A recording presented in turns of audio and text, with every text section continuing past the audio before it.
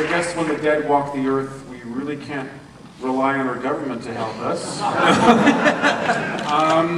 I want to ask you, why did you choose to go back to this story, and what inspired you?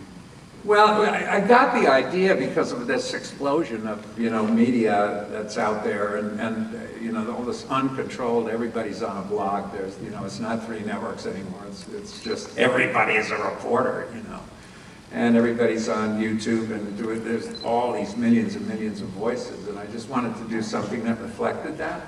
And I thought you really couldn't do that unless it was very early in the game. And it would have to sort of be the first. So I said, well, nothing wrong with going back to the first night. I wouldn't mind starting over again anyway.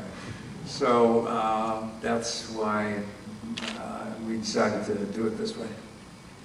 Can you tell us a little bit about the voices of the news broadcasters and the voices that we heard? Well, you mean who are they? Yes. Well, the special thanks here, you can see who some of them are. It's Savini and Quentin Tarantino, Steve King, and a bunch of Guillermo del Toro. There's a bunch of people that came out and were willing to do voices for us in the film. So we really appreciate the fact that those guys did it. We were able to do them all over the phone because they're all futzed anyway, distorted. We had a great time. We were actually in Technicolor mixing the film. We'd get these guys on the phone, every day, and they'd call in. Everybody would get excited. Tarantino's on the phone, hey! The funny thing is, when I saw this, I saw you were still working on the production. Yeah. And so you told me, it's like, okay, well, we've got this person's voice in this way. At this point, it's going to be this person. So I had to close my eyes and imagine how would Tarantino sound doing that. He's excitable. So he's the one saying, don't trust anyone, not even your people you love. So how does it feel? Simon Pegg, Shaun of the Dead is one of the voices. Actually, Ed, we had, for our opening night film for Dario Argento's film, Edgar Wright was here. He was actually in Toronto as part of the Talent Lab. Every time you see that Motorola Talent Lab thing, he was here corrupting young Canadian filmmakers' minds, but unfortunately he had to leave first thing this morning, and he was heartbroken he couldn't be here, but you got to see him. Yeah, I got to hang out with him in a couple of minutes anyway. And this was really nice to have. Are the other guys? Yes, Simon Run Fat Boy Run plays, and so Simon is in town on Monday, and Nick Frost is in town as well.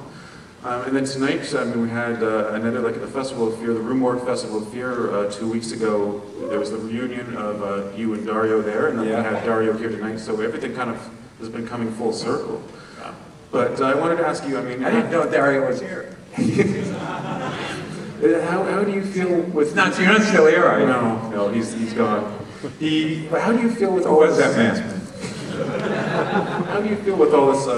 You must feel flattered when you see Shaun of the Dead and you see 28 Days Later that the kind of the seeds that you planted are coming around. Can you talk about that? Well, it's of course it's flattering. I don't know. I guess I loved Shaun of the Dead. I should make that clear. I thought it was a gas. Sometimes, things happen just because there's a business deal is made, and, like the remake of Dawn.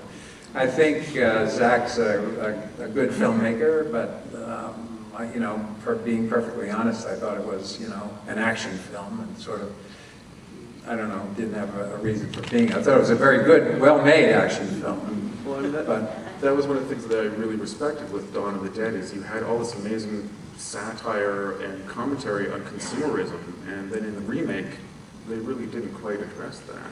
Yeah, it seemed to. Well, by the it way, wasn't there. And they ran. The zombies ran. I couldn't resist doing this stuff, man.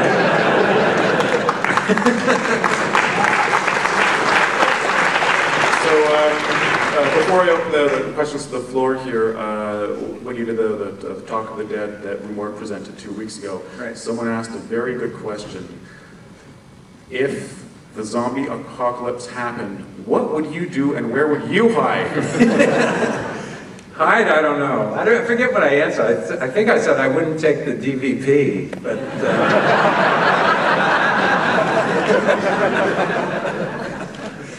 hide? might, I don't know, basement somewhere, but you know, I don't know, I guess it's... All right, well, I don't answer hypotheticals. Okay, so if you've got a question, raise your hand and yell it out loud. Right there in the aisle. Yes, loud. I was just wondering if you were influenced at all by the Blair Witch Project, and do you see like self-referential cinema as being a technique, or is it becoming a new genre? I don't know if it's becoming a new genre. This is not, in my mind, this isn't like Blair Witch. It was sort of hyper-real, and it was a very different sort of experiment. This is, even though it's meant to be, subjective, and some of the shots, I mean, this Adam and his crew made some amazing shots when they go to her house and they go all the way through the house, into the garage and out, and they get attacked. That's a single shot. And so, to that extent, it's like Blair Witch. But we were trying to be a bit more theatrical, a bit more traditional with, with performance and with everything. So make it feel a bit more like a movie. Not that, not just that purely hyper-realistic stuff. Because I thought that the message and I thought the dialogues, I wanted the dialogue scenes to play and not be unintelligible. And I didn't want the shots to be so crazy that they were, indecipherable. So it has I think, in my mind, I think we were trying to give a little more of a theatrical edge to it, more traditional theatrical edge to it, and yet completely suggest that it was them shooting on those cameras. What's your favorite shot that got cut?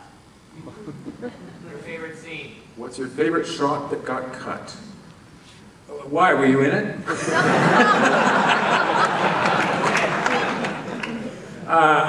Gosh, not very much got cut out of this. So I don't know. I can't think. Can you guys think of anything that we left out? Mike, what did we leave out that was any good? Huh?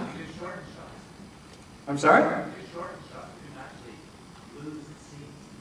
Yeah, we shortened. I don't think there's nothing that we actually cut out or lost. We just sort of shortened things and shoot them up a little bit. More Samuel. More Samuel, I know. He was great. He was wonderful. Wonderful, another wonderful actor, Canadian.